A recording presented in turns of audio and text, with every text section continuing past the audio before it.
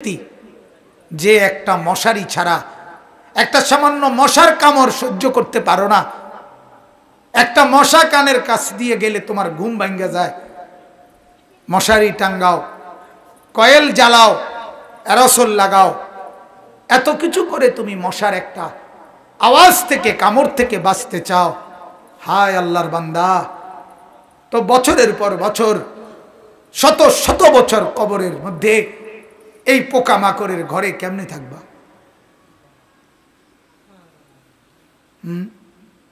বলে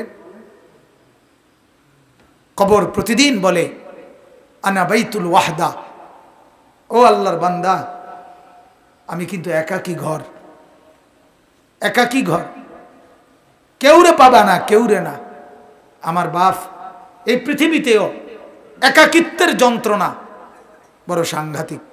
আপনার ঘরে যদি লক্ষ কোটি টাকারও মাল সামানা থাকে, খাদ্য খাবার ফল ফলাদি সব আছে, সব আছে, শুধু স্ত্রী নাই, মা নাই, বাপ নাই, ছেলে নাই, মেয়ে নাই, কেউ নাই, আপনি শুধু একা, খোদার কসম এই একাকিত্বের যন্ত্রণায় ঘরের সব কিছু না সারা দুনিয়াটাই আপনার কাছে বিষাদ মনে হবে, মনে হবে আমার কিছুই নেই।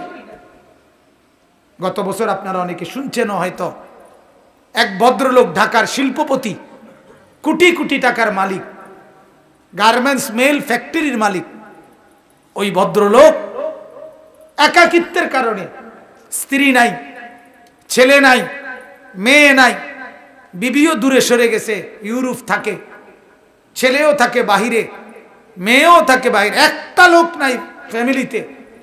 শুধুমাত্র এই একাকিত্বের কারণে এরকম মোবাইলে লাইভে সারা পৃথিবীকে জানাইয়া সবার সামনে, সারা বিশ্বের চোখের সামনে এরকম কপালের মধ্যে পিস্তল ঠেকাইয়া নিজের জীবন নিজে দিয়ে দিছে, আত্মহত্যা করছে শুধু একাকিত্বের যন্ত্র। এজন্য কবর ডাক দিয়ে বলে আনা বাইতুল ওয়াহদা, আমি একাকী ঘর, কাউকে পাবা না। আনা বাইতুল গুরবা, কবর বলে ও আল্লাহর বান্দা আমি অপরিচিত ঘর, কাউকে চিনবা না, ডানে বামে কিছুই বুঝবা না, মাটি ছাড়া আর কিছুই চিনবা না, আমি অপরিচিত ঘর। দুনিয়ার এক মানুষ আর এক মানুষের বাড়িতে গেলে মোটামুটি বুঝে এই রুমটার সামনের রুম, প্লাস্টিকের দরজাওয়ালা, এটা এটা বাথরুম, চুলা টুলা দেখা যায়, ওইটা রান্নার ঘর, মোটামুটি মানুষ আইডিয়া করে। কিন্তু কবর বলে দুনিয়ার কোনো ঘরের সাথে আমার এই ঘর মিলবে না বাপ, কোনো কিছুর সাথে এটা মিলাইতে পারবে না, এটা অপরিচিত ঘর। আল্লাহ আমাকেই মাফ করে দেন। এজন্য বাপ অনুরোধ করছি, কবরের ফিকির করেন, কবরের ফিকির করেন। সাইয়্যিদুনা উসমান রাদিয়াল্লাহু তাআলা আনহু, হযরতে উসমান নবীজির সাহাবী, উনি যখন কোন কবরের সামনে দাঁড়াইতেন তখন তিনি এই পরিমাণ ফাবাকা কাঁদতেন, হাত্তা ইয়াবুল্লা লিহিয়াতাহু, কাঁদতে কাঁদতে তার দাড়ি পর্যন্ত ভিজে যেত। অন্যরা জিজ্ঞাসা করতেন, ও আমিরুল মুমিনিন, কবর দেখলে আপনি এমন করেন কেন? তখন তিনি বললেন, তুমি জানো না এটাই তো আখিরাতের প্রথম মঞ্জিল, আউয়ালু মানজিলিম মিন মানাজিলিল আখিরাহ, আখিরাতের প্রথম ঘর, প্রথম স্টেশন। মান নাজা মিনহু, এখান থেকে যে মুক্তি পাবে সে তো বাকি সব ঘাটিতে মুক্তি পাবে, এখানে যে আটকায়া যাবে সে তো সব ঘাটিতে আটকায়া যাবে। এই জন্য কবর দেখলে আমার ভয় হয়, না জানি আমার কবরে কি হবে, না জানি আমার কবরে কি হবে। হযরত ওমর রাদিয়াল্লাহু তাআলা আনহু, হযরত ওমর আমরা কিতাবে পড়ছি, ইন্তেকালের পূর্ব মুহূর্তে ওনাকে বর্ষা ছুরি দিয়ে আঘাত করা হয়েছিল এক কাফের বেঈমানে, নামাজ অবস্থায়, ফজরের নামাজ পড়া অবস্থায়। ওনার এমন হালাত হয়েছিল 3 দিন উনি মুখ দিয়ে কোনো খাবার দিলে এদিক দিয়ে বের হয়ে যাইত, ওষুধ পানি সব কিছু। এইভাবে ছুরি দিয়ে গাই দিছে ওনাকে 8-10টা। এরপরেও হযরত ওমর রাদিয়াল্লাহু তাআলা এই অবস্থায় মুমূর্ষ, তখন তিনি চকির মধ্যে, খাটিয়ার মধ্যে ওনাকে শোয়াইছে আর সবাই কাঁদতেছে। উনি তখন চোখের পানি ফেলে দিয়ে হযরত ওমর তার ছেলে আব্দুল্লাহকে বলছে, আব্দুল্লাহ, আমাকে তুমি চকির থেকে, খাটিয়ার থেকে মাটিতে নামাও, আমি কবরে যাব কিছুক্ষণের মধ্যে, আমারে মাটিতে নামাও, আমার গাল মাটির মধ্যে ঘষা লাগাও, দা খাদ্দি আলাল আরদ, আমার গাল মাটিতে রাখো, আমারে মাটিতে ফেলায় রাখো, আসা রব্বি আন ইয়ারহামানি, যেন আমার আল্লাহর একটু দয়া হয়, আল্লাহ যেন আমারে মাফ করে দেয়। যেন আল্লাহ বলতে না পারে, ওমর মরার সময়ও ঘাটে উঠতে রইছ, অহংকার করছিস, এটা যেন বলতে না পারে। এই ছিল সাহাবায়ে কেরামের ফিকির ভাইয়া, ফিকির। হ্যাঁ, হাদিসের মধ্যে আল্লাহর নবী সাল্লাল্লাহু আলাইহি ওয়াসাল্লাম বলছেন, কসম হাদিস এটা, নবীজি বলেন, কোন নাফরমানের লাশ যখন কাঁধের মধ্যে করে কবরস্থানের দিকে নিয়ে যায়, এই পরিমাণ চিৎকার করে, এই পরিমাণ চিৎকার করে নাফরমান বলে, আল্লাহর দোহাই তোমাদের, আমার লাশ ওই কবরস্থানে নিও না, আমারে কবরে রাইখো না। আল্লাহর নবী সাল্লাল্লাহু আলাইহি সাল্লাম বলেন, মানুষ ব্যতীত আল্লাহর সব মাখলুক ওই চিৎকার শুনতে পায়, ওই চিৎকার শুনতে পায়। এই কবরে যাওয়ার আগে চিৎকার, লাশের চিৎকার। আল্লাহর নবী সাল্লাল্লাহু আলাইহি সাল্লাম বলেন, যদি ওই নাফরমানের চিৎকার তোমাদের কানে একবার শুনতা, তাহলে পৃথিবীর কোনো মানুষ কোনোদিন কারো লাশ খাটের মধ্যে কান্দে নিত না। কারণ যদি চিৎকার মারে এই ভয়ে, তাহলে রাস্তায় পড়ে থাকতো লাশ, কুকুর আর বিড়ালে খাইত। হাদিস আমার বাপ। অতএব কবরের ফিকির করেন। আল্লাহর নবী সাল্লাল্লাহু আলাইহি ওয়াসাল্লাম মৃত্যু পর্যন্ত নবীজি নিজে নিজে, আল্লাহর নবী সাল্লাল্লাহু আলাইহি ওয়াসাল্লাম 5 ওয়াক্ত নামাজের পরে নবীজি যে কয়টা জিনিস থেকে পানাহ চাইতেন, আল্লাহর কাছে মুক্তি চাইতেন, তার মধ্যে একটা হলো কবরের আযাব। আল্লাহুম্মা ইন্নী আউযু বিকা মিন আযাবিল কবর, আল্লাহ কবরের আযাব থেকে বাঁচান। অমিন ফিতনাতিল কবর, কবরের মুসিবত থেকে বাঁচান। আল্লাহর নবী সাল্লাল্লাহু আলাইহি সাল্লাম বলেন, কোন নাফরমান যখন কবরে প্রশ্নের জবাব দিতে পারবে না, তখন আল্লাহ তাআলার পক্ষ থেকে বলা হবে, ফাআফরিশুহু মিনান নার ওয়ালবাসুহু মিনান নার ওয়াফতাহু লাহু বাবান ইলান নার। ও ফেরেশতারা, এই নাফরমানের কবরে জাহান্নামের বিছানা বিছায় দাও, জাহান্নামের পোশাক পরায় দাও, জাহান্নাম বরাবর দরজা খুলে দাও। কিয়ামত পর্যন্ত এভাবে জাহান্নামের আগুনের পোশাক আর বিছানার মধ্যেই ধাউ ধাউ করে জ্বলবে। আল্লাহর নবী সাল্লাল্লাহু আলাইহি সাল্লাম বলেন, নাফরমানের কবরে এমন একজন ফেরেশতাকে পাঠানো হবে, যেই ফেরেশতা আমা ওয়া আসাম্মু, অন্ধ এবং বধির, চোখেও দেখে না, কানেও শোনে না, লোহার একটা মুগুর দিয়ে একটা বাড়ি মারবে, 7 তবক জমিনের নিচে ডেবে যাবে, আবার উঠবে, আবার মারবে। আর ওই নাফরমান কবরে চিৎকার করবে, ভীষণ কান্নাকাটি করবে, কিন্তু ওই ফেরেশতা তো চোখেও দেখে না, কানেও শোনে না, তোমার চিল্লানি শুনবে কি? আল্লাহ আমাকেই মাফ করে দেন।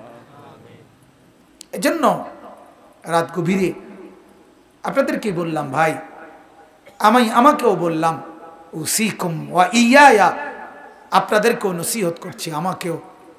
প্রত্যেকেই কবরের প্রস্তুতি নেই। আল্লাহ তাআলা বলছে, বান্দা কি হলো বান্দা, হলোটা কি? মাটির উপরে একটা ঘর, সেটারে কত যত্ন করে সাজাইলা, কত দামি টাইলস, কত খাট পালং সোফা, ফার্নিচার, ফ্রিজ, এসি, দরজা জানালা, কত সুন্দর করে মাটির উপরের ঘর সাজাইলা। আহা বান্দা, তুমি কি জানো না মাটির নিচেও তো তোমার আরেকটা ঘর আছে, সে ঘরের নাম কবর। ওইটাকে সাজাইলা না কেন? ওই ঘর সাজাইলা না কেন? মাটির উপরের ঘর যদি সাজে খাট পালং আর সোফা দিয়ে, তো মাটির নিচের ঘর সাজে জিকির তাসবিহ তেলাওয়াত দিয়ে, আল্লাহ তাআলার গোলামি দিয়ে, সেজদা দিয়ে, নামাজ দিয়ে, হালাল ভক্ষণ করে কবরের ঘর সাজাইতে হয়। নেক আমলের পুঁজি নিয়ে যদি কবর সাজান, তো কবরটাকেই আল্লাহ তাআলা ফেরেশতাকে বলবে ফাআফরিশুহু মিনাল জান্নাহ ওয়ালবাসুহু মিনাল জান্নাহ, আমার বান্দার কবরকে জান্নাতের বিছানা বিছায়া দাও, জান্নাতের পোশাক পরায়া দাও, জান্নাত বরাবর দরজা খুলে দাও, কবরটা চতুর্দিকে 70 হাত প্রশস্ত করে দাও। সুবহানাল্লাহ। এরপরে এভাবে করার পরে নেককারের কাছে সুন্দর হাসানুল ওয়াজহ, সুন্দর চেহারার আকৃতির এক নওজোয়ান আসবে। তখন কবর ব্যক্তি বলবে, আমি তো আপনাকে চিনলাম না। তখন সে বলবে, আনা আমালুকা সালেহ, আমি তোমার সারা জিন্দেগীর নেক আমল। আজ প্রস্তুতি নাও, জান্নাতে তোমার বন্ধুদের সাথে, জান্নাতের মেহমানদের সাথে, তোমার আত্মীয়দের সাথে মিলিত হবে। এটার খুশখবরই আমি তোমাকে দিতে আসছি। হাদিসে আছে, আল্লাহর নবী বলেন, তখন নেককার কবরবাসী বলবে আল্লাহর কাছে, ইয়া রাব্বি আকিমিস সাআ হাত্তা ইয়ারজিআ ইলা আহলি, আল্লাহ আরে জলদি কিয়ামত শুরু করে দেন, আমি আমার পরিবারের কাছে ফিরে যেতে চাই। সুবহানাল্লাহ। মানে জান্নাতে যেতে চাই, জান্নাতে যেতে চাই। এজন্য কবরকে ভয় করেন। আপনি আমি প্রতিদিন দেখতেছি, প্রতিদিন মানুষ কবরে যায়, যায় কিনা বাপ? ওরা কেউ মরতে চায় নাই, কিন্তু মৃত্যু তাদের কাউকে রাখে নাই। কেউ মরতে চায় না, কেউ না। একেবারে 120 বছরের বুড়ো মানুষটাকেও, 120 বছরের বুড়ো মিয়া, তারেও মানুষ ডাক্তার দেখায়, তারেও হসপিটালে ভর্তি করায়, তারাও তো চেষ্টা করে আমার 120 বছরের দাদা যেন না মরে, আমার 120 বছরের বাপ যেন না মরে। তিনিও মরতে চান না, কিন্তু কবর ডাক দিয়ে বলে, আমি কাউকে থাকতে দেই না।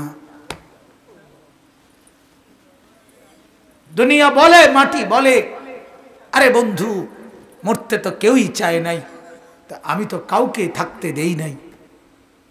ফেরাউন তো মরতে চায় নাই, নমরুদ তো মরতে চায় নাই, সাদ্দাদ আর কারুন তো মরতে চায় নাই, কিন্তু মৃত্যু তো তাকে ছাড়ে নাই। ছাড়ছে কিনা ভাইয়া? নওজোয়ান, কি রঙের গুড্ডি উড়াইতেছ বাপ? কি রঙের গুড়ি উড়াচ্ছ? এভাবে ভুলে গেলা কবর, অথচ তোমার সামনে মানুষ অ্যাক্সিডেন্ট হয়, জলজ্জন্ত মানুষ মরে যায়। ওই যে রাস্তায় এখনো শুনলাম, হ্যাঁ, ছোট্ট বাচ্চা, বাচ্চা সহ মারা গেছে। এই তো আমাদের চান্দিনা রাস্তায়।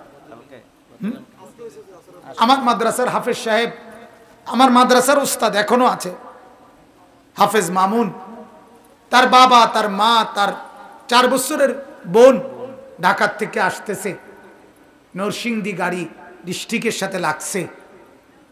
মার কোলের থেকে বাপ কোলের ওই 4 বছরের মেয়েটারে নিজের কোলে লইছে, লইয়া জড়াইয়া ধরছে। এই সময় একটু পরেই এই ট্রাকে বাড়ি খেয়া বাপও মারা গেছে, কোলের বাচ্চাটাও মারা গেছে,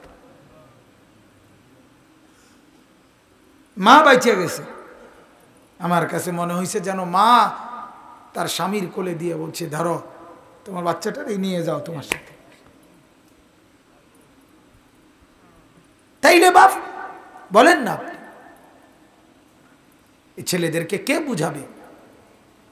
ওরা মনে করছে আমরা এত সকাল মরব না, আর কিছুদিন গুনাহ করি, আর কিছুদিন উলঙ্গ ছবি দেখি, আর কিছুদিন নাচ দেখি, ছবি দেখি, অশ্লীল বেহায়াপনা। আমাদের মা আর বোনেরা বুঝছে আরো কিছুদিন ফুর্তি করি, রূপ দেখাই, যৌবন দেখাই, রাস্তায় রাস্তায় লম্পটের ভোগের সামগ্রী, নজরের সামগ্রী হই। এই হলো আমাদের মা আর বোনেরা।